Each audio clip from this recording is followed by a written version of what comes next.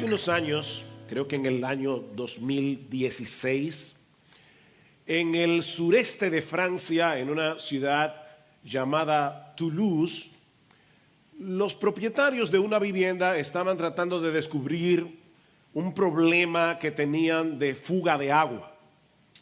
Así que llegaron al ático de la casa, derribaron la puerta porque no tenían la llave, y en el ático descubrieron un lienzo, descubrieron un cuadro que estaba lleno de polvo y lleno de mugre, pero que a pesar de eso se había conservado en buen estado.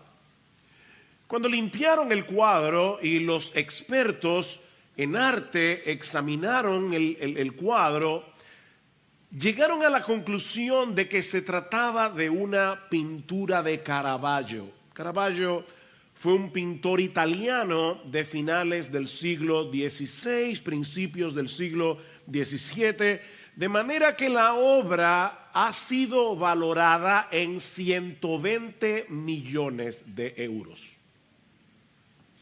A cualquiera le gustaría, ¿verdad?, esa sorpresa. No se pongan a buscar en sus casas, dudo mucho que encuentren nada.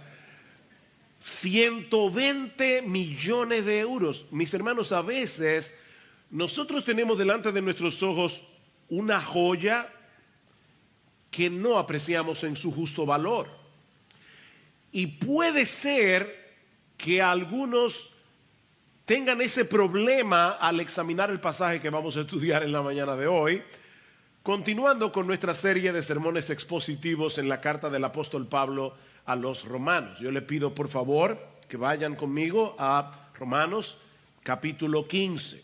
Por un poco más de 2 años hemos estado estudiando esta carta versículo a versículo, y luego de haber considerado algunas de las porciones más sorprendentes que encontramos en el Nuevo Testamento sobre el Evangelio y sus implicaciones, o como dice un comentarista, luego de los extraordinarios y sorprendentes fuegos artificiales que hemos visto en los primeros capítulos de la carta, nosotros llegamos a esta porción casi al final, donde nos encontramos con una parte, con un pasaje que de primera impresión puede parecernos un simple itinerario de viajes, pero que debajo de la superficie esconde un tesoro de incalculable valor espiritual. Romanos capítulo 15, versículo 22. Por esta razón muchas veces me he visto impedido de ir a vosotros, pero ahora, no quedando ya más lugares para mí en estas regiones, y puesto que por muchos años he tenido un gran deseo de ir a vosotros, cuando vaya a España iré a vosotros, porque espero veros al pasar y que me ayudéis a continuar hacia allá, es decir, hacia España, después de que haya disfrutado un poco de vuestra compañía. Pero ahora voy a Jerusalén para el servicio de los santos, pues Macedonia y Acaya han tenido a bien hacer una colecta para los pobres de entre los santos que están en Jerusalén. Sí, tuvieron a bien hacerlo, y a la verdad que están en deuda con ellos, porque si los gentiles han participado de sus bienes espirituales, también están obligados a servir a los santos en los bienes materiales.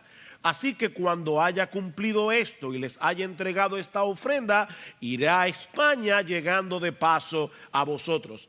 Y sé que cuando vaya a vosotros, iré en la plenitud de la bendición de Jesucristo. Pablo está compartiendo aquí su itinerario de viaje con estos creyentes en Roma para que puedan participar de alguna manera con su proyecto misionero de llegar hasta España, que era el borde occidental de las fronteras del Imperio Romano. Eso es básicamente lo que nosotros tenemos aquí. Pero si miramos el pasaje con más detenimiento, nos vamos a dar cuenta que contiene mucho más de lo que se puede ver en la superficie. Mis hermanos, lo que yo quiero probar en esta mañana es que Pablo está compartiendo este itinerario de viaje inspirado por el Espíritu Santo en esta carta para beneficio y bendición de la iglesia de Jesucristo en todas las épocas y en todo lugar. Porque detrás de ese itinerario de viajes encontramos un cuadro impresionante de lo que significa vivir impulsados, energizados, movidos por el evangelio glorioso de nuestro gran Dios y Salvador Jesucristo. Por eso hemos titulado este mensaje Una vida impulsada por el evangelio. Así que yo voy a tomar este itinerario y lo vamos a ver en dos partes. El plan de Pablo de pasar por Roma en su viaje hacia España y su desvío a Jerusalén. Veamos en primer lugar el plan de Pablo de visitar Roma en su viaje a España. Versículo 22 una vez más. Por esta razón muchas veces me he visto impedido y de ir a vosotros, pero ahora no quedando ya más lugares para mí en estas regiones, y puesto que por muchos años he tenido un gran deseo de ir a vosotros, cuando vaya a España iré a vosotros.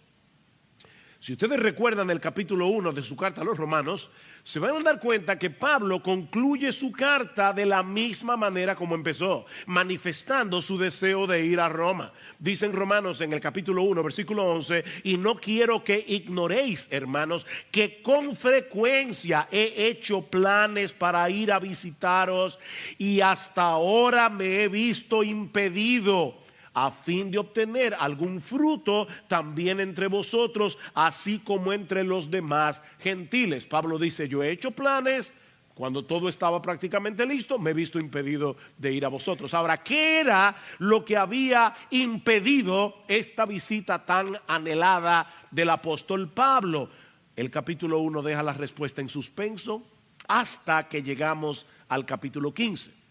Y vemos que lo que había impedido que Pablo visitara a estos creyentes en Roma era su estrategia misionera de predicar el evangelio en aquellos lugares donde Cristo no era conocido. Vean el versículo 20. De esta manera me esforcé en anunciar el evangelio, no donde Cristo ya era conocido, para no edificar sobre fundamento ajeno.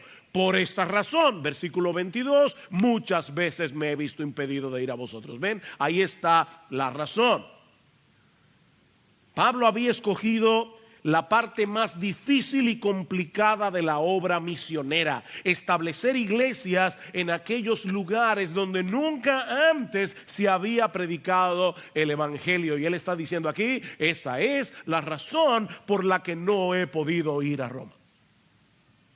Pablo estaba dedicado en cuerpo y alma al cumplimiento de esta misión, a tal punto que en el versículo 19, que ya estudiamos hace unos meses atrás, Pablo les dice que desde Jerusalén y por los alrededores hasta el Ilírico, es decir, hasta lo que hoy conocemos como los Balcanes en el sureste de Europa, he predicado en toda su plenitud el evangelio de Cristo. Pablo se había dedicado a establecer iglesias en todas las grandes ciudades comprendidas en este territorio que cubre unos 2.700 kilómetros. Impresionante. Esa era su estrategia misionera: establecer iglesias en ciudades como Éfeso, Corinto, Tesalónica, Filipos, para que desde esas iglesias en ciudades grandes se expandiera el evangelio a las aldeas y ciudades menos populosas. Pablo tenía una estrategia misionera.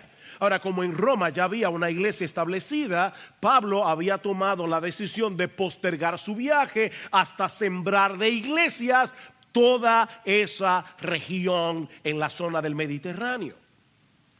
Y lo que él está diciendo aquí es que una vez concluida esa parte de su empresa misionera, ahora Pablo estaba listo a irse hasta el borde de la frontera occidental del Imperio Romano. Pablo quiere llegar a España y le está diciendo a estos hermanos, de paso voy a ir a vosotros. Versículo 23, pero ahora no quedando ya más lugares para mí en estas regiones. Y puesto que por muchos años he tenido un gran deseo de ir a vosotros, cuando vaya a España iré a vosotros. Versículo 28. Así que cuando haya cumplido esto y les haya entregado esta ofrenda, iré a España, llegando de paso a veros. Debo aclarar que cuando Pablo dice en el versículo 23 que ya no le quedaban más lugares donde predicar, Pablo no está diciendo que él había predicado el evangelio a todos y cada uno de los inconversos que vivían en esa zona. Lo que él quiere decir es que él había llevado a cabo lo que se había propuesto: fundar iglesias en las grandes ciudades, en las ciudades estratégicas comprendidas en esa región. Ahora, cualquiera diría que Pablo ya había hecho suficiente y que podía retirarse a descansar. Pero él quiere llevar el evangelio mucho más lejos, hasta la península ibérica. En otras palabras, Pablo tiene la intención, como hemos dicho ya, de llegar casi hasta la frontera del Imperio Romano, movido únicamente por su deseo, por su anhelo, por su ambición de llevar el evangelio a donde Cristo no haya sido predicado. Ahora, mis hermanos, ¿saben qué edad tenía Pablo cuando escribió su carta a los romanos? Probablemente 53, 54 años de edad.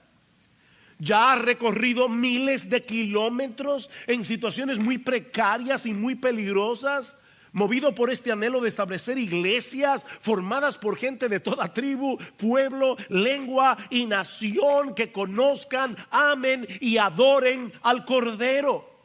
Ese era el motor que mantenía en movimiento la vida de Pablo y que lo llevó a salir de su zona de comodidad, de su zona de seguridad, con tal de dar de gracia lo que él había recibido de gracia. Mis hermanos, los viajes en aquellos días eran muy distintos a los de ahora. En el capítulo 11 de su segunda carta a los Corintios, Pablo resume todo lo que implicaba estos viajes frecuentes con una sola palabra: peligro. Peligro. Segunda Corintios 11, peligros de ríos, peligros de salteadores, peligros de mis compatriotas, peligros de los gentiles, peligros en la ciudad, peligros en el desierto, peligros en el mar, peligros entre falsos hermanos, en trabajos y fatigas, en muchas noches de desvelos, en hambre y sed, a menudo sin comida, en frío y desnudez. Esa no es la descripción de lo que muchos considerarían en el día de hoy un trabajo ideal. Pero Pablo tenía una pasión que lo dominaba y que no le permitió desistir de su empeño hasta el día de su muerte: proclamar la gloria de nuestro Salvador para la salvación de los perdidos y la edificación de su iglesia. Pablo mismo iba a decirle a Timoteo, 2 Timoteo 2:10, yo todo lo soporto por amor a los escogidos. Todo lo soporto. Este anhelo era como una fuerza irresistible que lo impulsaba a seguir adelante predicando el evangelio. Y aclaro, no para ganarse el favor de Dios. Pablo no era un legalista. No era para ganarse el favor de Dios. Señor, mira todo lo que estoy haciendo por ti. No, sino porque él sabía que había sido inmensamente favorecido por él de pura gracia. Ese era el combustible que mantenía en movimiento su labor misionera. Como escribe él mismo en el capítulo 1 de la carta a los romanos: a griegos y a no griegos, a sabios y a no sabios, yo soy deudor. Pablo, ¿por qué tanto esfuerzo? Porque yo soy un deudor. Pablo se veía a sí mismo como un deudor que quería pagar sus cuentas. Ahora, noten, hermanos, que Pablo no dice en el versículo 14 que él se veía a sí mismo como un deudor de Dios. No, Pablo no era un deudor de Dios. No, a griegos y a no griegos, a sabios y a no sabios soy deudor. La gracia es un don que Dios nos da gratuitamente. Pero como bien ha dicho alguien, la gracia no nos hace deudores de Dios, sino de todos aquellos que necesitan la misma gracia que nosotros. Mira, mi hermano, cuando tú te ves a ti mismo como un miserable pecador que solo mereces la condenación del infierno y llegas a entender que Dios te miró con ojos de misericordia y que tuvo compasión de ti al precio de la vida de su Hijo, ¿no debería eso moverte a dar de gracia lo que tú recibiste de gracia? ¿O acaso tú piensas que los otros pecadores no califican para recibir la misma gracia que tú? Es increíble cómo nosotros salimos de un mundo pecador y muchas veces nos sentimos mejores que los inconversos. Nos sentimos orgullosos de lo que somos ahora como cristianos, como si nosotros hubiéramos nacido así toda la vida. Es por gracia, mi hermano, nadie califica. Nadie califica. Mira, mi hermano, si tú te sientes ahora superior a los demás o te guardas esa gracia para ti, sabiendo que hay muchos otros tan necesitados de esa gracia como lo estabas tú cuando estabas perdido en tus delitos y pecados, nosotros tendríamos razones para poner en dudas el hecho de que tú hayas conocido realmente una gracia tan extraordinaria. De manera que es una especie de deuda moral. Pero es mucho más que eso. Es mucho más que una deuda moral. Mis hermanos, la gracia de Cristo nos hace deudores, pero no con una deuda de imposición legalista, sino con una deuda de asombro, de gozo y de gratitud. No es tengo que predicar. No, es que yo quiero que tú conozcas al bendito, hermoso, glorioso, maravilloso Salvador que yo he conocido. Yo quiero que tú seas partícipe de la misma bendición de la que Dios me ha hecho partícipe por su pura gracia, solo por su misericordia. Tal vez sea por eso que Pablo no se veía a sí mismo como un super cristiano que estaba haciendo cosas super heroicas para el Señor. No. Pablo se veía como un creyente, igual que tú, igual que yo, que estaba reaccionando a la gracia como todo creyente debería reaccionar. Llama poderosamente la atención la manera tan casual como Pablo menciona su itinerario de viajes. Es casi seguro que Pablo escribió su carta a los romanos estando en Corinto, en la ciudad de Corinto. Así que el plan que Pablo está revelándonos aquí es el siguiente. Desde Corinto él iría primero a Jerusalén. Recuerdan, yo quiero ir a Roma, pero necesito ir primero a Jerusalén. Así que desde Corinto él va primero a Jerusalén. Desde Jerusalén va a España y en el camino pasa por Roma. Ahora, él lo dice, ¿verdad? Como, este es mi plan. Miren, mis hermanos, si Pablo hubiera hecho esos 3 viajes en barco, el primer tramo, Corinto-Jerusalén, habrían sido unos 1,290 kilómetros, es decir, la distancia que hay entre Santo Domingo y Miami. El segundo tramo, Jerusalén-Roma, habría sido 2,410 kilómetros.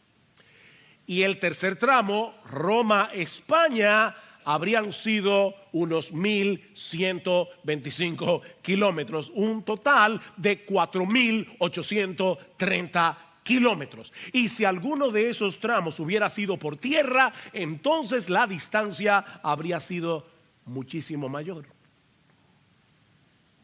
Pero Pablo lo menciona como si estuviera diciendo que quería ir de Santo Domingo a Santiago en un autobús de la metro. Es sin fanfarria. Miren, yo quiero que ustedes me ayuden a llegar a España, así que déjenme compartirles cuál es mi plan. Nada heroico. Una prueba más de que Pablo se veía a sí mismo como un cristiano común y corriente la vemos en la razón por la que Pablo deseaba ir a Roma. Vean una vez más el versículo 23. Pero ahora, no quedando ya más lugares para mí en estas regiones, y puesto que por muchos años he tenido un gran deseo de ir a vosotros.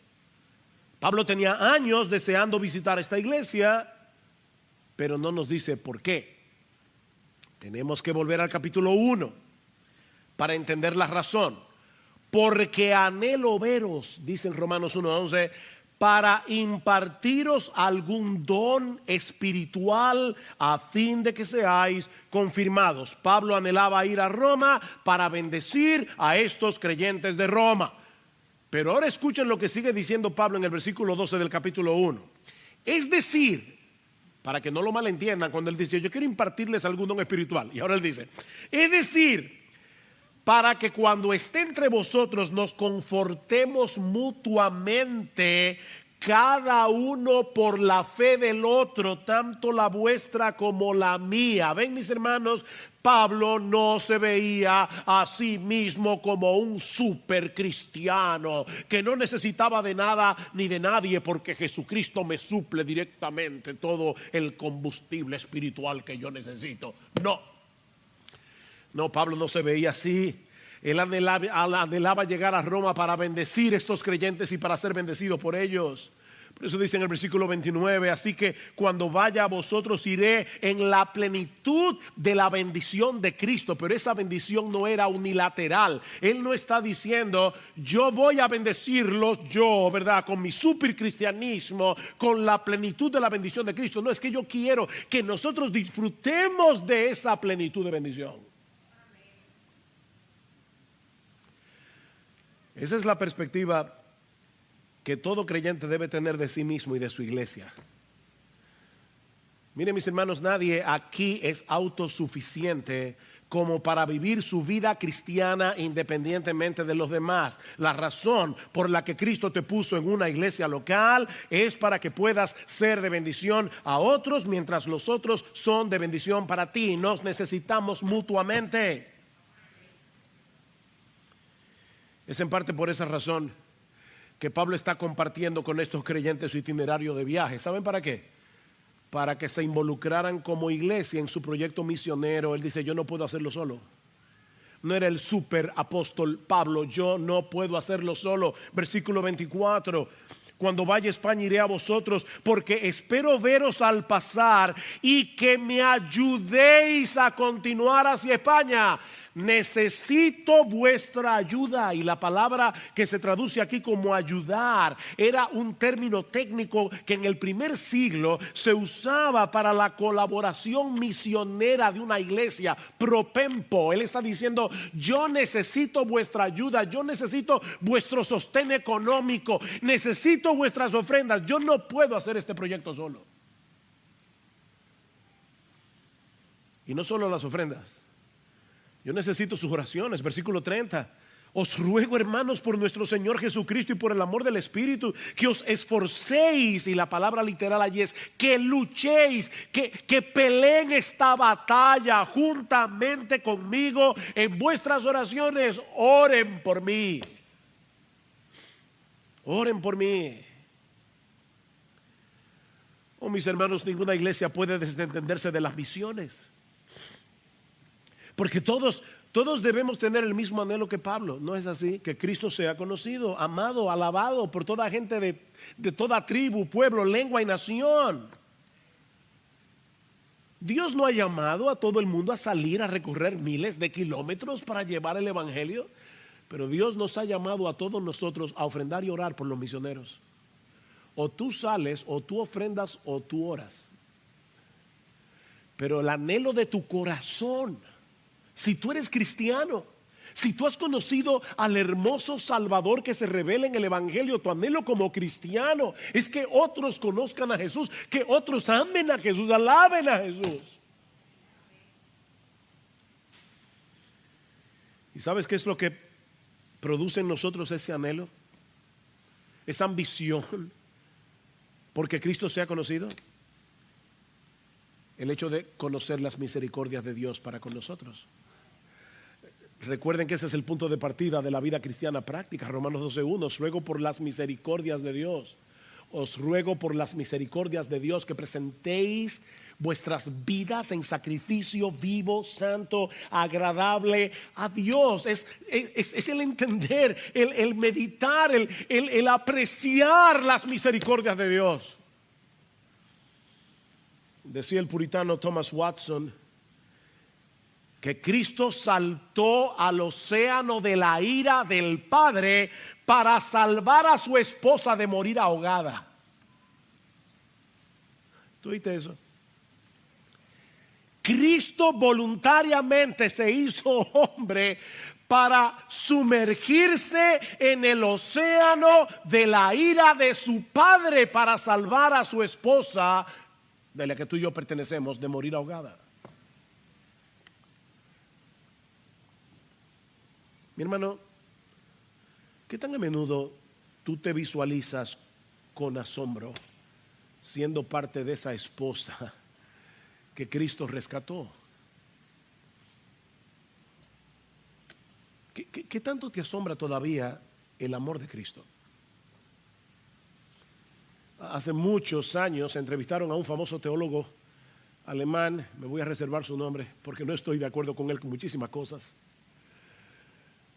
Pero le preguntaron a este hombre, una mente brillante, quizás una de las mentes más brillantes de su época, y le preguntaron, ¿qué es lo más profundo que tú has llegado a entender estudiando la Biblia?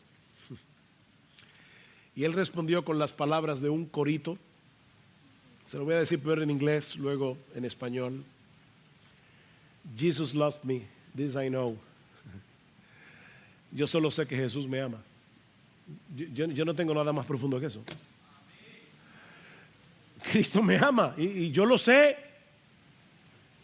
Mis hermanos, es el amor de Cristo lo que impulsa la vida cristiana. El amor de Cristo nos constriñe, el amor de Cristo nos presiona, el amor de Cristo nos empuja, considerando esto, que si uno murió por todos, según a los Corintios 5:14, si uno murió por todos, luego todos murieron y por todos murió, para que los que viven ya no vivan para sí, sino para aquel que murió y resucitó por ellos. El hombre que escribió esas palabras modeló esas palabras. Oh, mis hermanos, el entendimiento de la gracia recibida nos impulsa a vivir una vida que imparte gracia.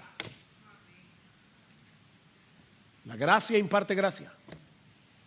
Eso incluye la predicación del evangelio a los perdidos, pero incluye mucho más, como vemos en la segunda parte de este pasaje. Ya vimos el plan de Pablo de ir a Roma en su viaje a España. Veamos ahora en segundo lugar su desvío hacia Jerusalén, versículo 25. Pero ahora voy a Jerusalén para el servicio de los santos, pues Macedonia y Acaya han tenido a bien hacer una colecta para los pobres de entre los santos que están en Jerusalén. Sí, tuvieron a bien hacerlo y a la verdad que están en deuda con ellos, porque si los gentiles han participado de sus bienes espirituales, también están obligados a servir a los santos en los bienes materiales. Si tomas un mapa del Mediterráneo, te vas a dar cuenta que el itinerario de viajes que Pablo está planteando aquí es bien raro, bien raro. Recuerden que muy probablemente Pablo estaba en Corinto, la ciudad de Corinto, en Grecia, cuando escribe esta carta. Ya les había dicho, déjenme ver cómo se lo coloco, pero Grecia, Israel, España y Roma en medio. Ok, él dice, estoy aquí en Corinto, yo quiero ir a España y de paso voy a veros. Pero hay un problemita, yo necesito primero ir a Jerusalén, al otro extremo, un desvío raro. En otras palabras, Pablo les está diciendo, yo quiero tengo años acariciando el deseo de ir a ustedes, quiero ir a España a predicar el evangelio, pero necesito hacer un pequeño desvío de 1290 kilómetros, si fuera en barco. Si fuera tierra, unos 5,000. Pequeño desvío. Y todo eso para llevar una ofrenda. Escúchame, Pablo, pero mira, lo que tú haces predicando el evangelio nadie lo puede hacer, pero enviar la ofrenda, envíasela con cualquiera. Si Pablo estaba tan interesado en la expansión del evangelio, ¿por qué mete a Jerusalén en su agenda? Y en el libro de los Hechos vemos que ya camino a Jerusalén se le aparecen profetas. Ágabo le dice, si llega a Jerusalén te van a meter preso. Y él sigue. Pero es que si te meten preso no vas a llegar a España. O sea, ven lo ilógico, ¿verdad?, que parece todo esto. ¿Por qué Pablo mete a Jerusalén en su agenda? Bueno, antes de responder esa pregunta, es necesario que veamos primero cómo veía Pablo esa ofrenda, porque hay algo en la naturaleza de la ofrenda que si nosotros no lo vemos no vamos a entender a Pablo. Pablo dice en el versículo 26 que los creyentes de Macedonia y Acaya, en la región de Grecia, en su mayoría gentiles, han tenido a bien, les ha agradado hacer una colecta para los santos para los pobres, de entre los santos que están en Jerusalén. Y vuelve y repite la misma idea en el versículo 27. Sí, tuvieron a bien hacerlo. La razón por la que yo le pedí a los pastores que abrieran el culto con la lectura de 2 Corintios 8, que tal vez algunos dijeron, ¿por qué estamos leyendo 2 Corintios 8 si vamos a predicar de Romanos? Porque yo quería que ustedes vieran lo que Pablo dice de esa ofrenda, que de paso Pablo dedica 2 capítulos en su segunda carta a los Corintios para hablar de esta ofrenda. Y uno dice, ¿por qué esto era tan importante? En el pasaje que leímos, que Miguel leyó al principio, en 2 Corintios 8, Pablo está usando el ejemplo de los macedonios para animar a los creyentes de Acaya, donde está Corinto, para que ellos también se involucren en la colecta. Y él les dice, ahora, hermanos, os damos a conocer la gracia que ha sido dada en las iglesias de Macedonia, pues en medio de una gran prueba de aflicción abundó su gozo y su profunda pobreza sobreabundó en la riqueza de su liberalidad, porque yo testifico que según sus posibilidades y aún más allá de sus posibilidades, dieron de su propia voluntad, voluntariamente, suplicándonos con muchos ruegos el privilegio de participar en el sostenimiento de los santos. ¿Qué fue lo que movió a estos creyentes de Macedonia a dar para los pobres en Jerusalén, a pesar de que ellos mismos estaban en tan gran necesidad? Pablo responde en el versículo 1, la gracia de Dios. La gracia de Dios. Ahora, hermanos, os damos a conocer la gracia de Dios que ha sido dada en las iglesias de Macedonia. Es la gracia de Dios actuando en los macedonios lo que produce esta generosidad. Estos hermanos habían entendido las implicaciones del evangelio, que si habían sido tan súper generosamente bendecidos por la gracia de Dios, ahora ellos debían reaccionar a esa gracia bendiciendo a otros. Pero Pablo nos dice algo más en el pasaje de Romanos. Vean el versículo 27. Sí, tuvieron a bien hacerlo, y a la verdad que están en deuda con ellos, porque si los gentiles han participado de sus bienes espirituales, también están obligados a servir a los santos en los bienes materiales. Estos creyentes gentiles también llegaron a entender la deuda moral otra vez que ellos tenían con estos creyentes judíos, ya que el evangelio les había llegado por medio de ellos.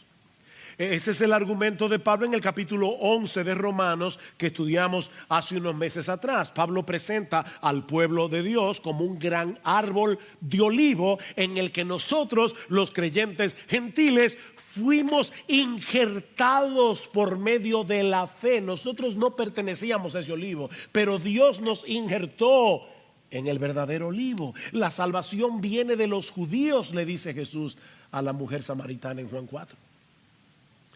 Así que estos creyentes de Macedonia entendieron que tenían una deuda moral con estos judíos creyentes que ahora estaban en necesidad, porque fue por medio de Israel que Dios había bendecido a todas las familias de la tierra con el evangelio, tal como le había prometido a Abraham.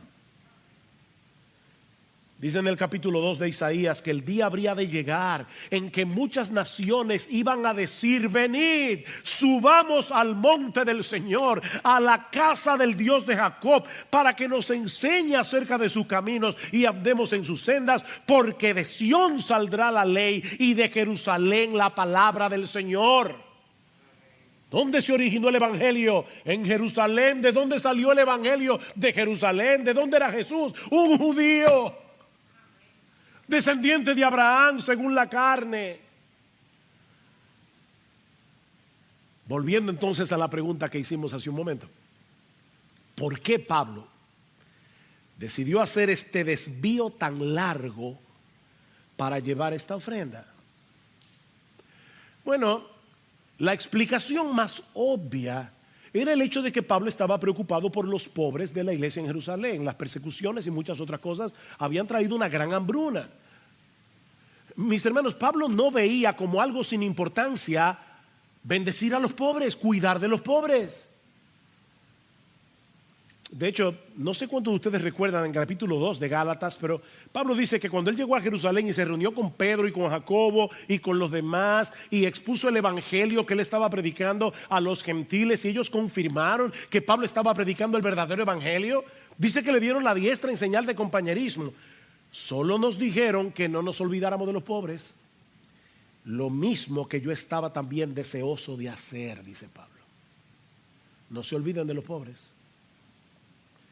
De manera que él hizo ese desvío hacia Jerusalén por la importancia que Pablo le daba a los pobres. Oímos aquí en el culto: comienza el año escolar, se necesitan ofrendas, y a veces uno piensa: bueno, pero eso, ¿para qué yo voy a donar útiles escolares? Eso, no, hermanos, hay hermanos de nuestra iglesia que no pueden comprar lo que sus hijos necesitan para comenzar la escuela. Tal vez a ti no te parezca dramático, pero es una forma en la que nosotros podemos cooperar y ayudar a los pobres. Y cualquiera puede donar cualquier cosa, hasta un lápiz. No te estamos pidiendo que dones un camión de cuadernos, no. Puede ser una caja de lápices de colores. Pero vamos a algo más dramático. Haití está allá al lado. Acaba de pasar otro terremoto. Haití es una nación empobrecida. Hermanos, eso debe dolernos en el corazón. Cuando tú ves los videos de lo que está sucediendo en Haití, cuando cayó esta lluvia ahora que cayó aquí en nuestro país, yo no pensaba: wow, yo estoy aquí en mi casa de lo más tranquilito, arropado con mi sábana, con un techo encima. Pero hermanos, hay hermanos nuestros en Haití ahora mismo, comprados por la sangre del Cordero, que no tienen un techo encima, y cuando llueve tienen problemas. Hay hermanos nuestros que viven en Afganistán, que están sufriendo persecución, que sus vidas están en riesgo. Hermanos, rompe el corazón ver a sus padres entregar a sus niños a los marines para que los salven de los talibanes. Eso debe rompernos el corazón y debe movernos a orar. El evangelio de la gracia debe hacernos sensibles a las desgracias de los demás, sobre todo de nuestros hermanos. Pero hay otra razón para este desvío. Hay otra razón implicada en el versículo 28. Así que cuando haya cumplido esto y les haya entregado esta ofrenda, iré a España, llegando de paso a veros. hay un problemita aquí. La traducción de este pasaje no es nada fácil, pero lo que Pablo está diciendo literalmente es algo como esto: cuando haya cumplido esta tarea y les haya sellado este fruto, eso es lo que el texto dice literalmente, les haya sellado este fruto, iré de paso a veros cuando vaya hacia España. Cuando haya sellado este fruto. Los sellos eran usados en la antigüedad como una afirmación oficial de autenticidad. Una cosa sellada era auténtica. Esta ofrenda era un fruto, como Pablo lo menciona aquí, que autenticaba la conversión de estos gentiles al Mesías de Israel, algo que aparentemente muchos judíos creyentes de Jerusalén ponían en dudas, tenían dificultades de admitir. Para nosotros es muy difícil entender la dinámica que jugó el evangelio al producir iglesias donde habían creyentes judíos y gentiles adorando juntos al Dios de Israel.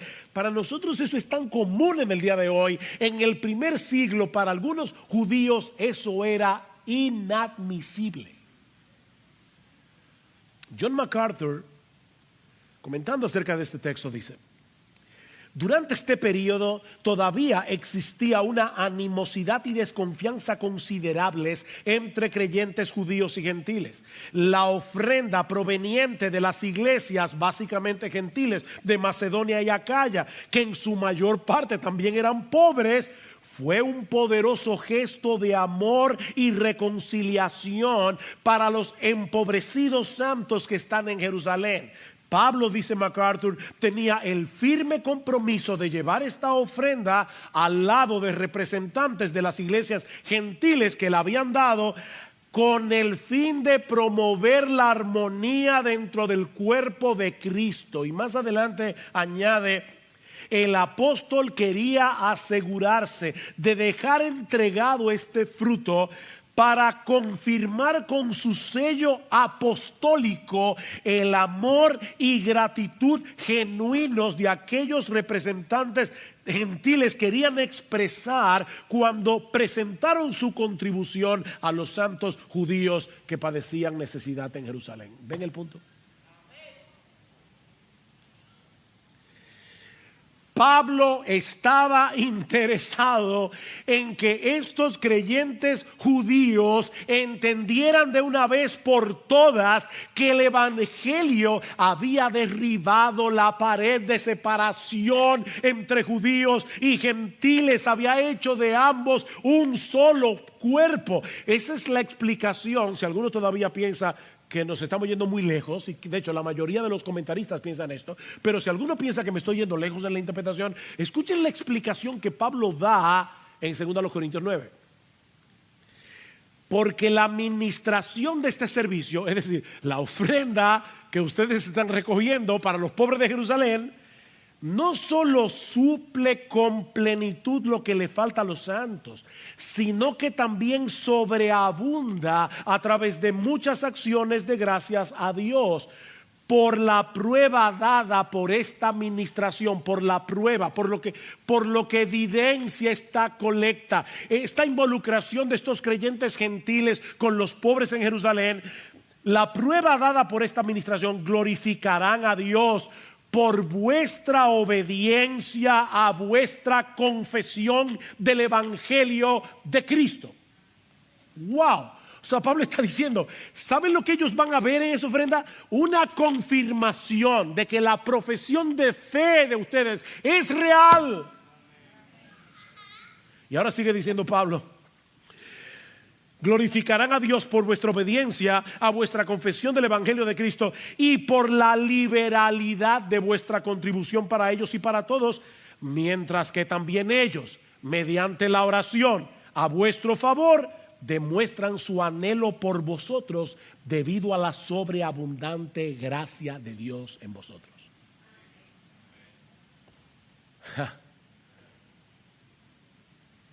¿Qué visión tenía Pablo? Estos judíos creyentes de Jerusalén verían en esta ofrenda una clara evidencia de la obediencia de estos gentiles a su confesión de fe del Evangelio, lo que los llevaría a glorificar a Dios por la obra de salvación en ellos y ahora comenzar a orar por ellos como hermanos en Cristo. ¿Se dan cuenta? Esta ofrenda era mucho más que una ofrenda. Pablo quería así.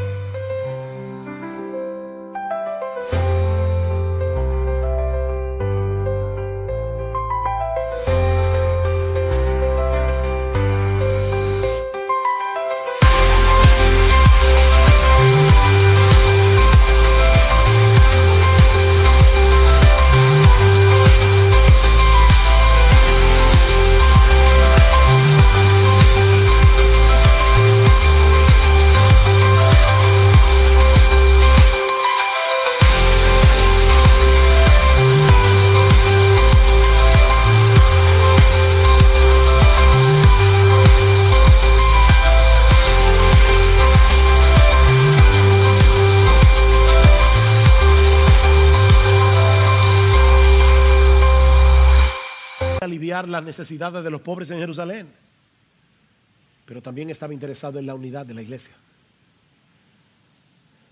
Esta ofrenda era un fruto, como dice Pablo, que autenticaba la fe de estos gentiles en el Evangelio. Mis hermanos, la generosidad con la que ofrendamos para las necesidades de otros es una evidencia de que de verdad hemos creído en Jesús. Estos creyentes le rogaban a Pablo y Pablo probablemente le decía: pero es que ustedes están en necesidad. No, Pablo, por favor, Pablo, nosotros queremos ofrendar, nosotros queremos mostrarles nuestro amor a estos hermanos judíos. Por favor, no nos los impidas. Una vida impulsada por el Evangelio no solo está preocupada por llevar el mensaje de salvación a los perdidos, sino también por servir a nuestros hermanos en Cristo. Cada uno con los dones, las oportunidades, los recursos que Dios ha dado a cada uno. Pero todos podemos servir, todos podemos amar, todos podemos preocuparnos. Eso es lo que produce el Evangelio. Mis hermanos, ¿qué aprendemos de este pasaje? Muy simple. Que nuestra fructificación, nuestro crecimiento, nuestra santificación es directamente proporcional al sentido de asombro, al sentido de gratitud, al gozo de saber que fuimos salvados solo por gracia, solo por Cristo, solo por medio de la fe. Esa es nuestra gasolina, el Evangelio. Podemos leer la vida de Pablo y decir: wow, no, quítase wow, ese wow, resérvaselo a Jesús. Pablo vivió como vivió no porque era un súper cristiano,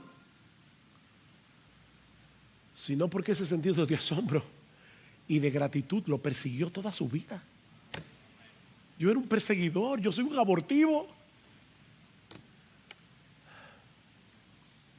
Eso fue lo que lo movió a recorrer miles de kilómetros por mar y tierra para llevar el Evangelio donde Cristo no era conocido. Eso fue lo que lo movió a este pequeño desvío hacia Jerusalén para llevar esta ofrenda.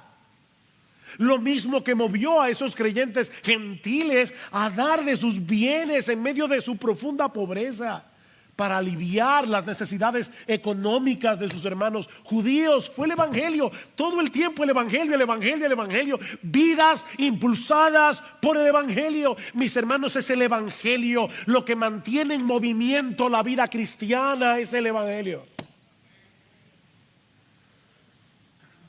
Eso es lo que nos lleva a salir de nuestra zona de comodidad, a nuestra zona de seguridad, para dar de gracia lo que nosotros hemos recibido de gracia. Dios sabe que mi propósito en esta mañana no es aplastarlos con el ejemplo de Pablo y de los macedonios. Miren lo que ellos hicieron. Por amor a Cristo, arrepiéntete por lo poco que estás haciendo tú. No, Dios sabe que no. No, mi propósito es que volvamos a considerar la extravagante generosidad, bondad, misericordia, gracia de Dios para con nosotros los creyentes, de modo que podamos ser impulsados por el evangelio a levantarnos cada mañana con el propósito de mostrar de alguna manera, grande o pequeña, que nosotros somos recipientes de las misericordias de Dios. Te levantas por la mañana, el evangelio, el evangelio, el evangelio. Oh Señor, ¿cómo yo puedo hoy mostrar que soy un recipiente de tu gracia? ¿Cómo? A mi esposa que está al lado mío no tiene que recorrer 1290 kilómetros. La mujer tuya duerme contigo. Señor, ¿cómo yo puedo mostrarle tu gracia hoy a mi esposa? ¿Cómo yo puedo mostrarle tu gracia a mis hijos? Hijos, ¿cómo yo puedo mostrarle tu gracia a mis padres? Ustedes también necesitan mostrar la gracia a sus padres, a mis vecinos, a mis hermanos de la iglesia. Señor, lo que hay en la lista de oración, ¿cómo yo puedo mostrar tu gracia hoy?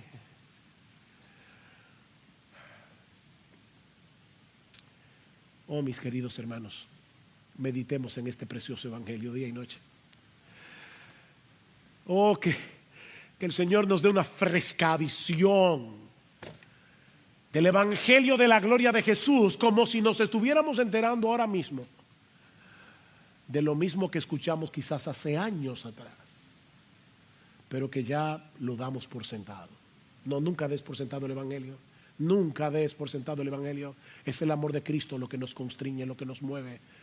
Pensando esto, considerando esto, que si uno murió por todos, todos hemos muerto, por todos murió, para que los que viven ya no vivan para sí, ya no más, sino para aquel que murió y resucitó por ellos.